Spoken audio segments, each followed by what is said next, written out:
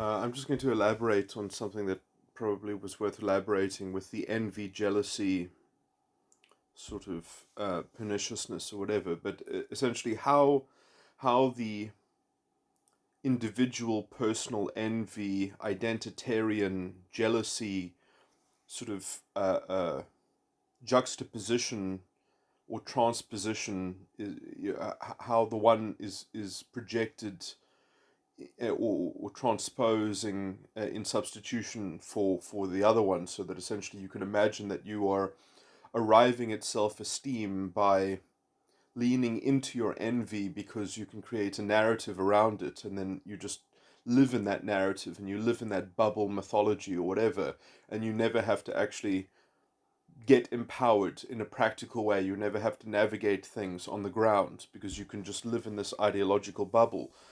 And you can demand sympathy for the narrative, that essentially you found a way to pass off this, like, let's say, individual vice of envy, that this enviousness is a form of virtue signaling in some sense, and that people being on board with that virtue signal get a kind of ideological uh, uh, dividend in making the world a nice place. And you've got this kind of raw emotional energy that is sort of being uh, enticed and being exalted, and that creates a very sinister and dark kind of cabal of sort of political elitism or ideological elitism in some sense, and this is where you get the kind of,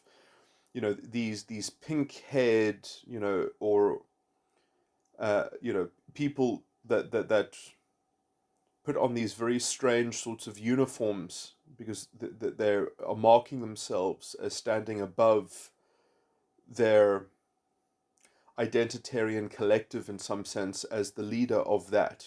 They're kind of marking themselves as unique. This is the kind of the Hitlerian mustache at work, to kind of designate oneself as the vanguard of the identitarian movement. And you see this very much in these kinds of in these academics that try to be the thought leaders of this disgusting proto-fascistic sort of movement. Uh, but the marking oneself as being, as sort of attracting even fractious, there's always these daydreams of these people of getting into showdowns, ideological showdowns, and denouncing people, or sort of being a field marshal, an ideological field marshal, being able to point out scapegoats and targets, and this is, the dissatisfaction marches in Weimar Germany, that, and the book burnings, and the take on this kind of character.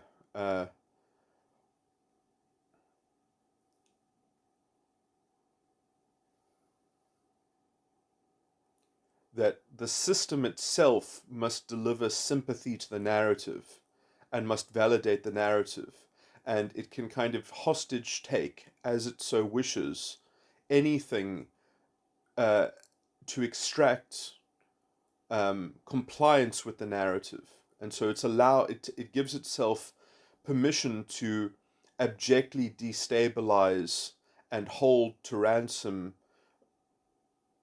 anything that it so wishes, until it exceeds and bends the knee to the ideological narrative, which is that essentially sympathy must be granted to this wish for this this private envy on the individual level, which is being essentially whitewashed in the ideological scene as being an identitarian jealousy that was historically trampled upon. And so this disguise, I mean, I've described it in other recordings as beta quadra values, in some sense, the intuitive feelers, Um, Also SJs, I think, as well. SJ as in sensing and judging types. To use MBTI as an approximate, but I don't fully endorse Myers-Briggs type indicator things because it is roughly an approximation. But roughly speaking, we see that the movement is generally characterized by those sorts of personality styles. These are personality styles that are not really capable of leading a society. They are capable of sort of being an underworld mafia style subculture, and when they actually, they can parasitically be a part of a system that they hold to ransom, sort of. I mean, the biggest archetype that I can think of that represents these people is like the Sicilian mafia in America. That they always have the sob story that they tell, which is that we were late to the party. When we got here, everyone else was already established, and they wouldn't let us have our own businesses. So we obviously had to organize and be organized criminals and sell protection and racketeer to the already established people because they wouldn't let us otherwise be in commerce for ourselves. So we had to essentially be the thugs that sold protection to everyone. It's that kind of self-fulfilling prophecy, which, in some sense, it's like, is it true, isn't it true, who knows, but that's the justification that they kind of peddle. That's the excuse mill that becomes a sort of a self-confected, self-fulfilling prophecy. um, and in some sense it only functions to the extent to which that business can somehow tolerate that kind of parasitic influence, as it were. And certainly they can also concentrate money and capital in this way. And then, I mean, it has, even in history, organized crime has eventually gone legitimate because at some point maybe they get enough capital that they can actually establish some kind of actual industry or something like that, and then they don't want to be, you know, anyway, that's but just going back to the psychological thing, because I mean, this is in some sense, I think, characteristic of the fact that so much of society has sort of stabilized in this very toxic Keegan stage three of development in some sense, um, with this kind of postmodernistic. I mean, it's sort of. I mean, it's weird. I don't know if I would call it Keegan stage three, or it's got in some it's got a shadow of itself as being sort of Keegan stage 4.5, probably, of this kind of this very putrid, pernicious apathy, uh, which it projects onto its uh, sort of an antagonist. So it sort of it sets itself up as a kind of reactionary protagonist. Um, that's how the narrative is construed, is that they are merely just reacting to history, um, while they essentially completely abandon any sense of agency that they have, because essentially the only hope that they'll ever be able to achieve anything is through essentially this identitarian jealousy in some sense, and then they can cherry pick some kind of historical confection to excuse, the kind of just the total lack of accountability, and the total uh, leaning into the despair, leaning into the sort of the self-fulfilling prophecy, uh, that their own course of conduct is sort of wedded to. They put so much energy into their reactionary temperament,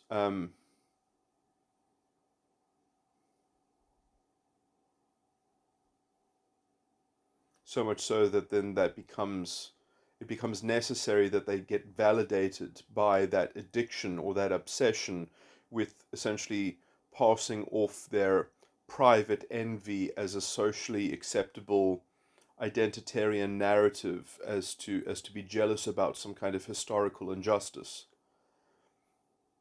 So much so that historical redistribution or something like that must be the overarching mechanism, that essentially the excuse to operate in some kind of zero-sum game. Um,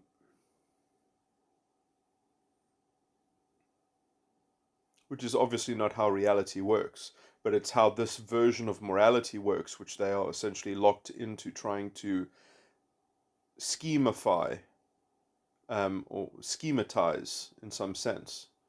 Um,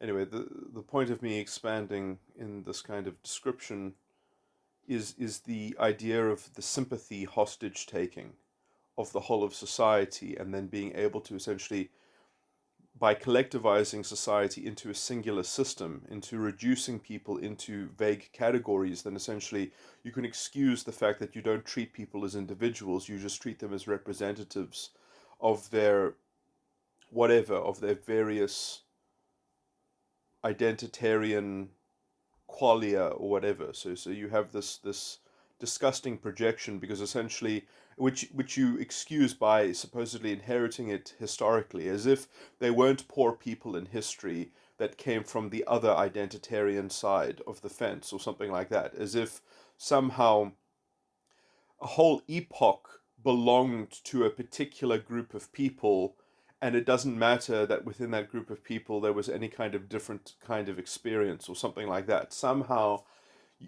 the conflation, the convoluting of reality is just a given, because you can generalize about history. Now, the reason why generalizing about history is forgivable is because you don't take it to have a moral consequence. But if you want to give history a moral consequence that you want to import into the present, then you have to actually start making real distinctions, and be very careful. But they wanted both ways. They want to be uncareful about looking at history because they want it to be a useful propaganda mythology for their hate and their racialism, essentially.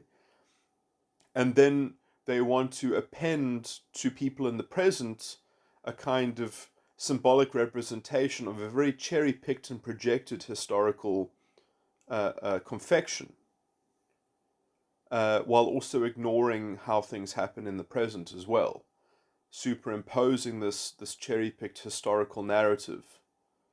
And this is the Nazi formula of historical reductionism in some sense, or this is the fascistic conceptualization of society. This is what these people are addicted to. This is how they think. They think exactly like Nazis. They just, instead of believing, though, as the Nazis did, that they have a kind of genetic superiority, these new fascists, these new forms of Nazi philosophy, just has a slightly different window dressing. They believe that they have inherited moral superiority instead of genetic superiority. What is the functional difference? There is none. It's the same ideological bullshit. And we actually had a constitution. We had real values that defended against this, um, and we threw it all away because the ANC wanted to be corrupt, and no one was interested in doing anything because somehow black racialist pride got a free pass in the current era, in the new era, or something like that. I don't know who revised or revived all this disgusting rate. I mean, in the 90s, we actually had these things in check, but somehow in America, I mean, I'm going to say it is the Black Panther ideology in some sense, was always toxic, pseudo-fascistic. They always kind of wanted some kind of carved out, balkanized ethno state or something like that. And look, it is true that the black family in America did do worse after integration, but I'm talking about America, but that is because, I would argue, not because of integration. That was because of the other things that happened at the same time. The welfare state. It was not integration that destroyed the black community and the black family. Okay, well, first of all, I guess I can't prove my claim, because you can't. It's not easy to make historical counterfactual claims. But I will just say that we can't know that it was integration that destroyed the black family, and it's much more likely that it was essentially welfare, creating perverse incentives for women to raise children without the presence of the father.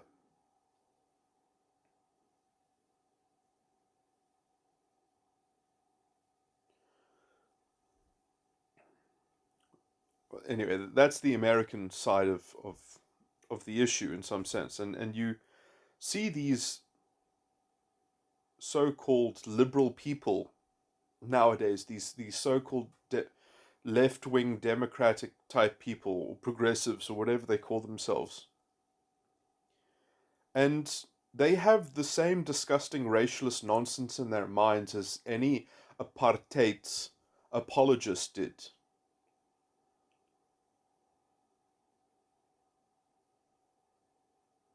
I mean, these are the same kinds of racialist thinkers. I mean, it's funny how,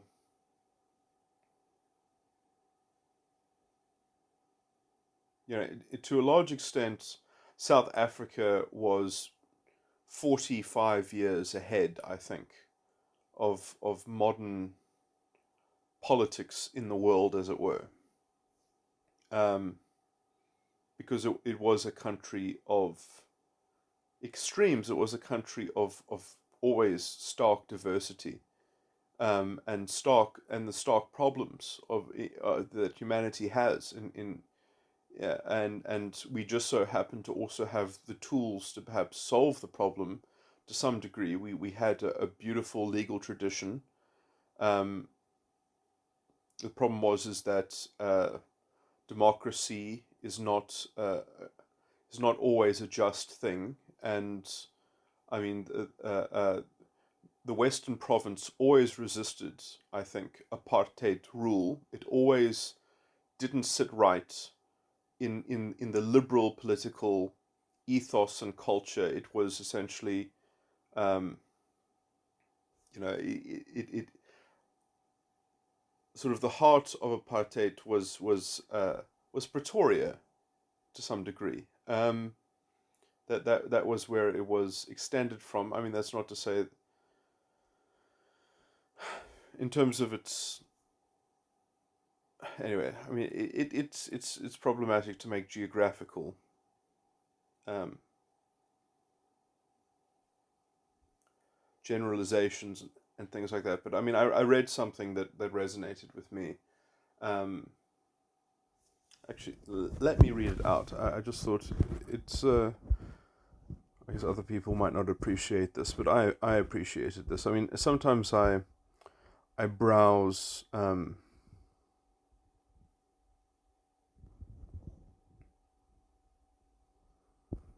browse political and history anonymous forums, and oh my word, it might not. Oh wait, I did save it, so let me just find the picture then.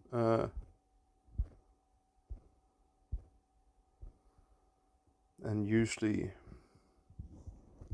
these kinds of topics that I find on these anonymous forums are just, sometimes I try to pick a fight with someone who has a particularly egregious opinion. But I saw a topic on South Africa.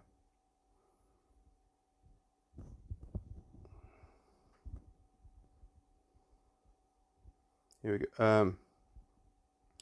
So someone wrote here, give me one reason to have opposed apartheid if you weren't a communist. And then someone made this brilliant post. It was a betrayal of the responsible government tradition of Cape politics. Pretoria essentially forced apartheid on a society that didn't want it. It undermined the peace and security of the country, since blacks increasingly didn't respect government authority and participated in mass acts of defiance and violence. It ruined the country's reputation in the world. I mean, a lot of that response is, sort of is not couched in it's quite blunt there. But I really like the first paragraph where it says, "It was a betrayal of the responsible government tradition of Cape politics."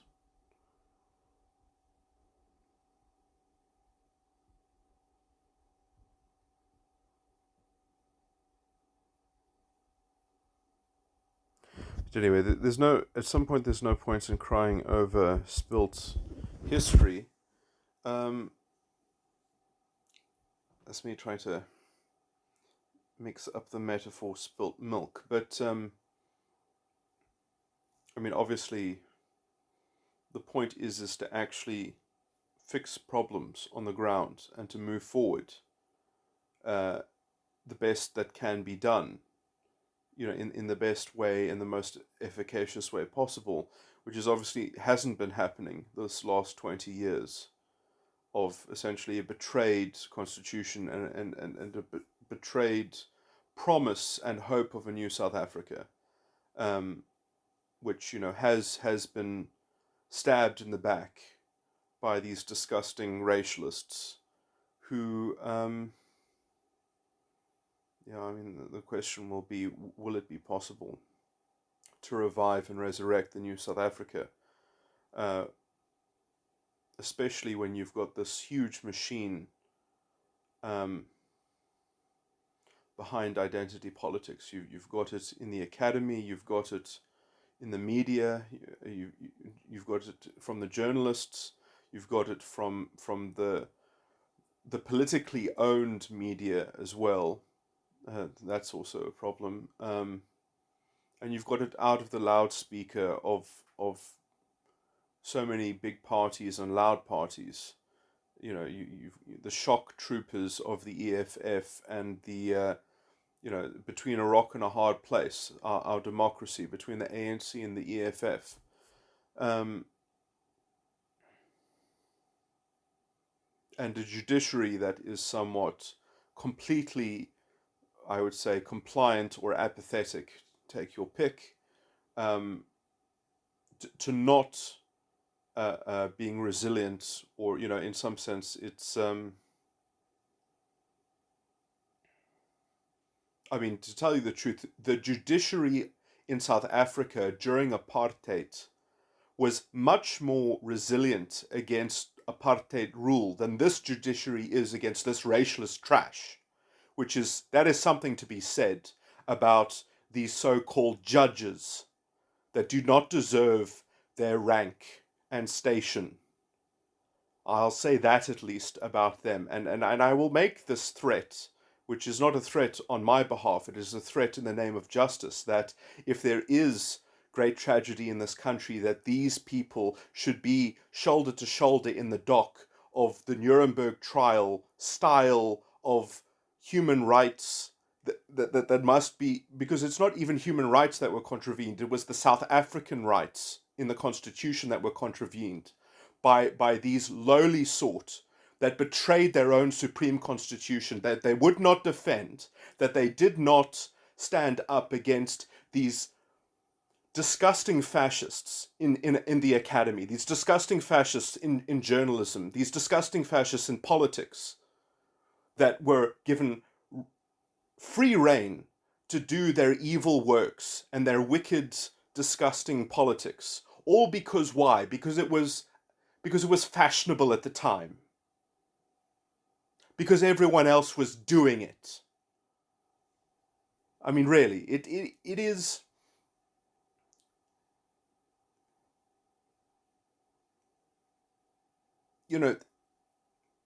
We've been through this before in history, and we haven't learnt. And it has come knocking again. And who answers the door? These people that did not earn their station, obviously, who do not understand the role that they play in a liberal, open democracy.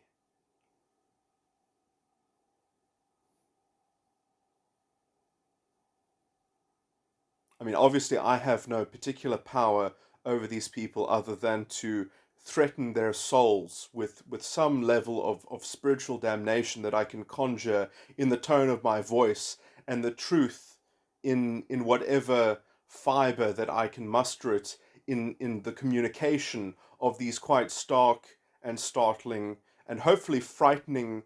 I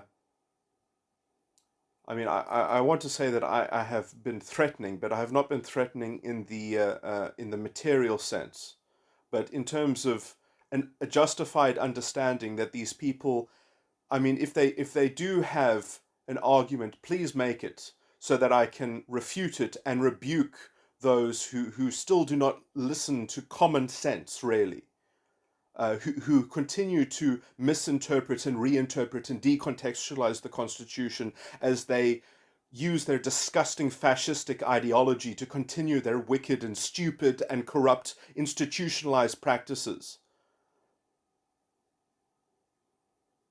That, we had perhaps thought that we saw the back of in history, but now we see it emerging yet again. All because, and I would say that this is a direct reflection of the disgusting racialist, sort of conjecture of our times, that somehow, black people, they're not capable of being as evil as Nazis. This is basically where it all stems from, and now we see it manifested in its full expression. That somehow black people are morally so different from other people that if they were as evil as fascists, it would be righteous because it would just be naturalized or something like that. It's some stupid racialist logic like that. That somehow there's this strange false dichotomy within human qualia, or it's some. And where does this horrible imagination comes from? It comes wafting over from America. It comes in the minds of these disgusting liberal racist cretins that call themselves Democrats or whatever. Um,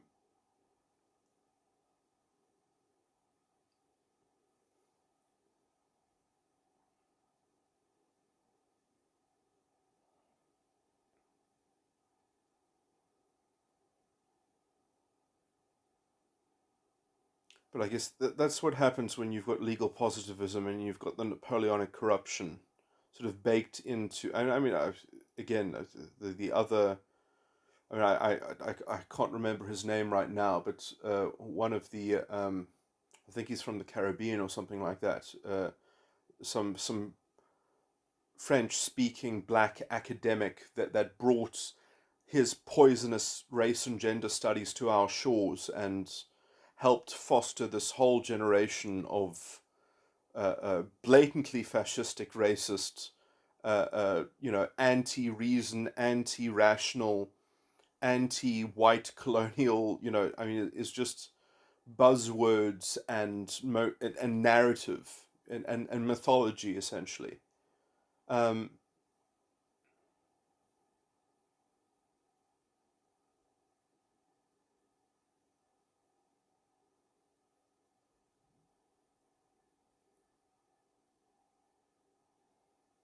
and I guess this is why. I mean, this is also why I guess standards just keep on dropping, because you see, when people go to university, instead of getting educated, they get indoctrinated into fascist ideology and they become intellectually pathetic.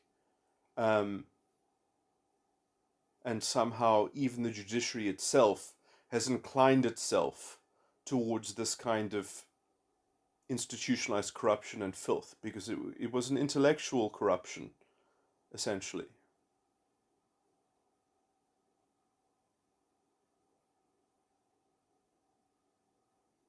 An intellectual corruption that tells you, well, if someone disagrees with this narrative, just switch them off or call them white.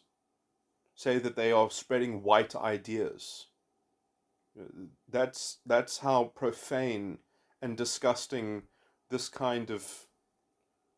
Uh, anyway, I guess at some point I just have to stop moaning about it. But and the sad thing is that such a significant number of the population are. I mean, look. You can roughly, I guess, in this on this topic, you can roughly divide people into three categories. Essentially, that you get people that know that it's vile and toxic, but they're somewhat apolitical anyway, and they'll just vote on practical grounds or whatever. or they won't vote out of apathy for the fact that there's no political home that seems to be common sense, or the whole political arena itself is just so overcharged with sort of toxic and vile vitriol. And then you get the people that fall for this kind of ideology, hook, line, and sinker. And you get those who essentially just don't care, but they'll just follow whatever seems to be the most popular sort of thing that women cling to, because you have to make yourself appealing to women in the current culture, or something like that. And essentially feminism is a proto form of identity politics, in which if you buy into feminism, the only way to kind of actually give up your male collective guilt is to get into a more systemic argument, which shifts the blame onto a more esoteric target or something like that. So it's kind of gives you this incentive to kind of climb up some tree, to have a higher perch on judging the systemic oppression as being caused by some ephemeral sort of structural, and you get this whole kind of secondary intellectual economy of pseudo-intellectualism, which is what these fascist radio hosts will explore, and they'll meditate on, and they'll invent new jargon and terms, and there'll be sort of these fascist poets that will go and explore their streams of consciousness in the projection of this narrative onto everything and anything. And it's a kind of it's a never-ending sort of mediocre circus, circus of mediocrity. And within this vile cultural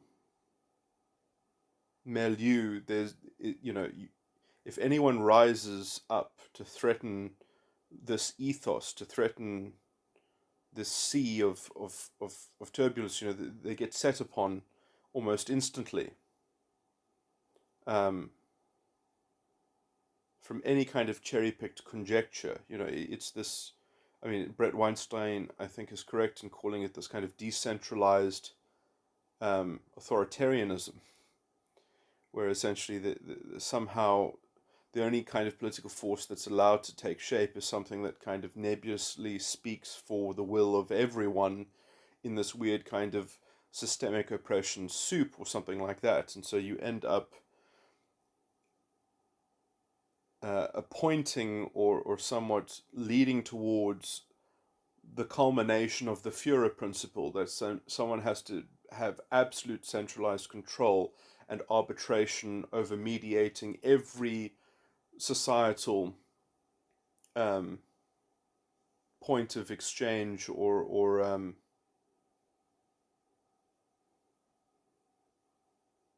decision making.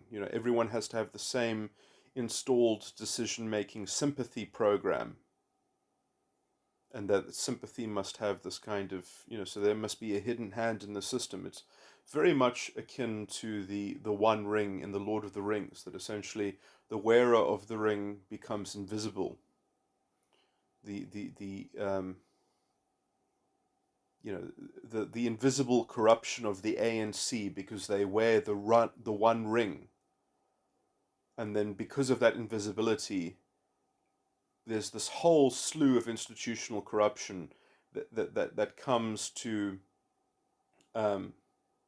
paper over that quite glaring inconsistency in the ideology. That essentially the inconsistency of the cloak of invisibility that is given over to this unaccountable power is essentially that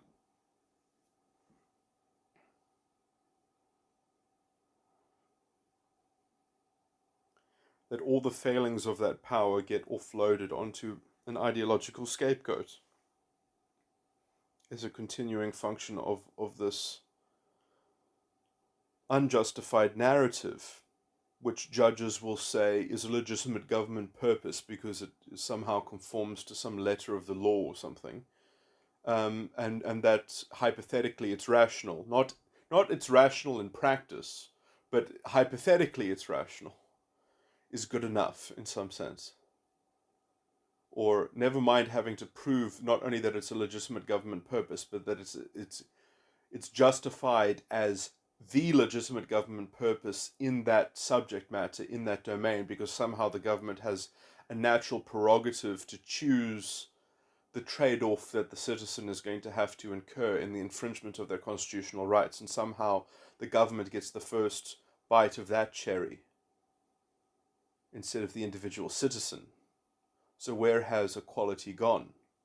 It's gone under the shadow of, it's a, that we have imported this idea of the Leviathan, of the legislative Leviathan, that essentially that empowers the executive of the government or whatever to make prerogative decisions.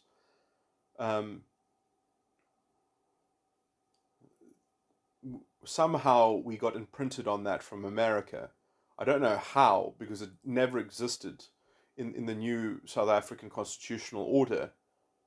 But somehow the judges thought, oh, that's oh yeah. Otherwise, how would government work if it had to actually justify its policy to any Tom, Dick, and Harry, to any individual citizen challenging it, to as if policy could not be revised or improved by individual challenge.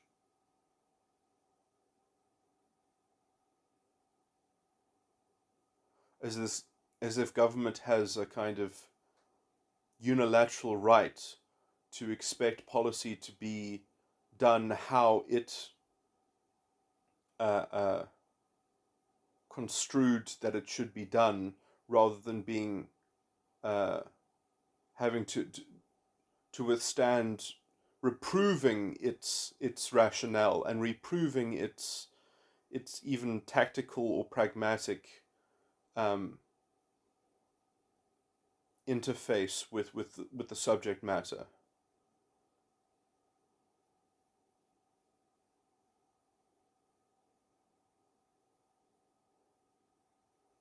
So, I mean, you can see quite clearly where judicially political unaccountability has been given absolute free rein to run amok. And also in that free rein, we have all the institutional corruption that the ANC facilitates and is a part of operating on the basis of. Anyway, I guess I've ranted long enough, but